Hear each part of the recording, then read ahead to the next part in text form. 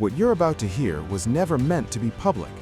Leaked documents from inside Iran's ruling system reveal a chilling blueprint, a pre-approved plan to crush nationwide protests with lethal force, mass surveillance, and total information blackouts.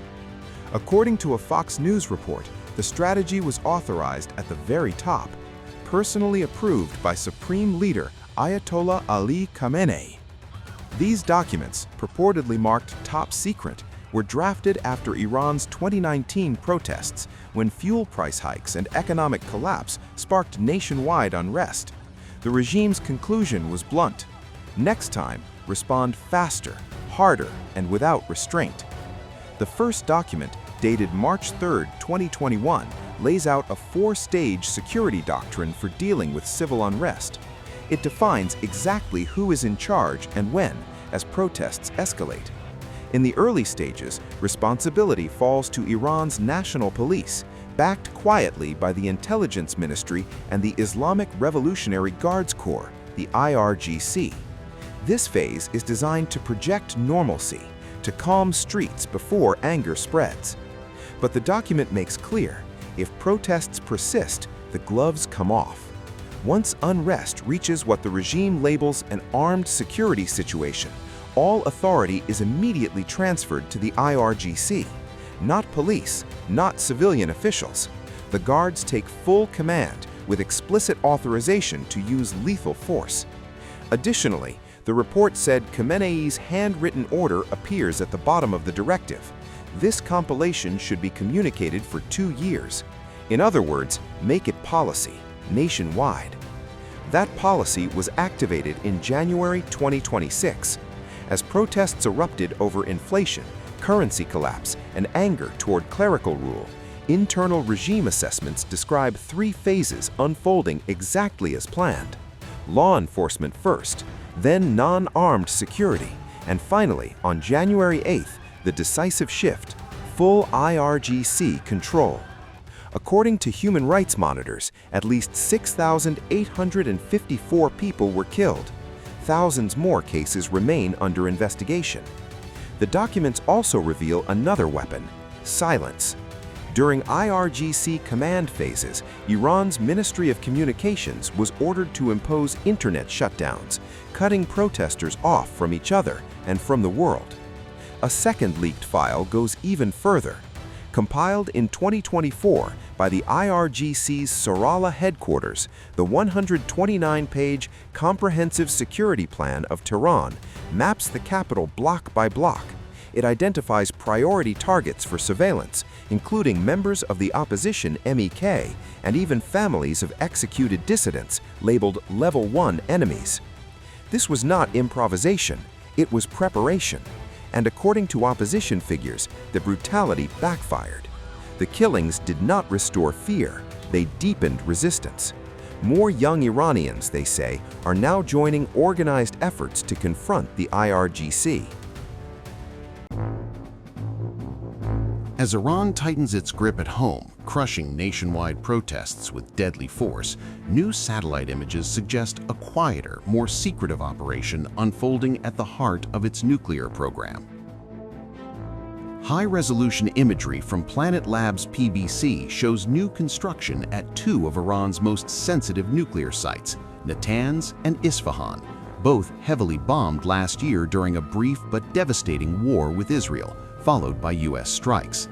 Roofs have now been erected over damaged buildings at both facilities, not to rebuild, but to hide.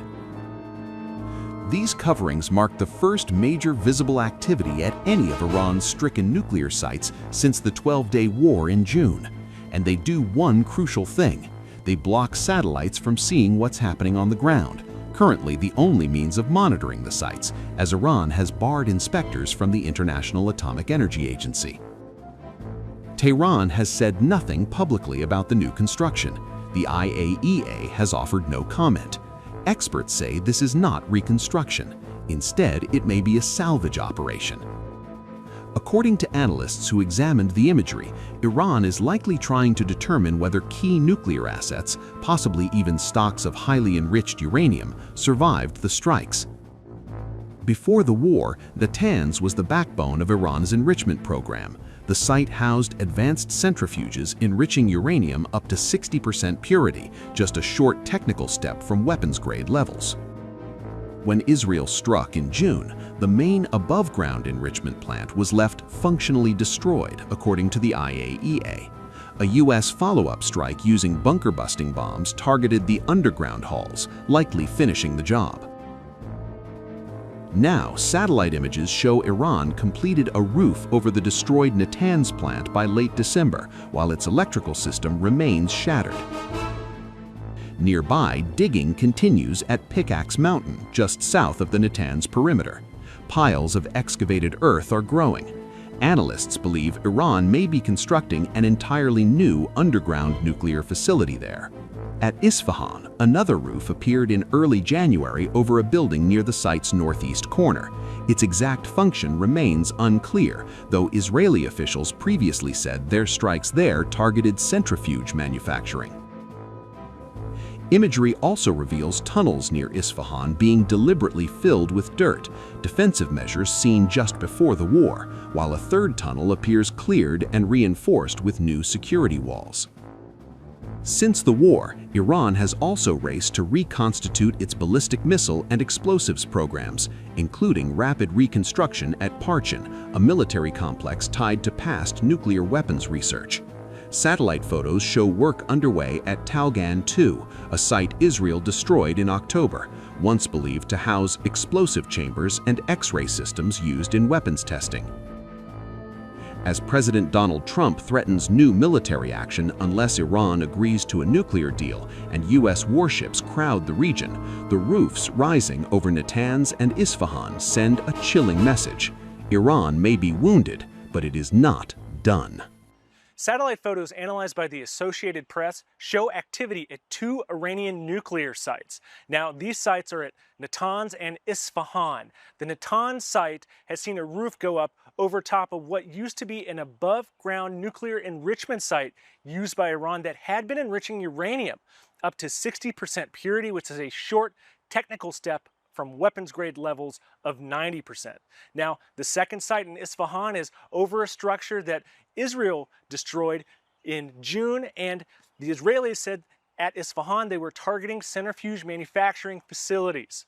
Now, all this comes as U.S. President Donald Trump is putting more pressure on Iran over its nuclear program. That's atop of the threat by Trump to use military force against Iran if it killed peaceful protesters or if it conducted mass executions. Now, already the USS Abraham Lincoln is in the region to carry out potential strikes, and that has seen the Iranians also offer their own threats against America. But this activity at the two nuclear sites seems to suggest, according to analysts, that Iran is trying to salvage what may remain after that June attack, and may be trying to do it without prying eyes of satellites seeing what they recover.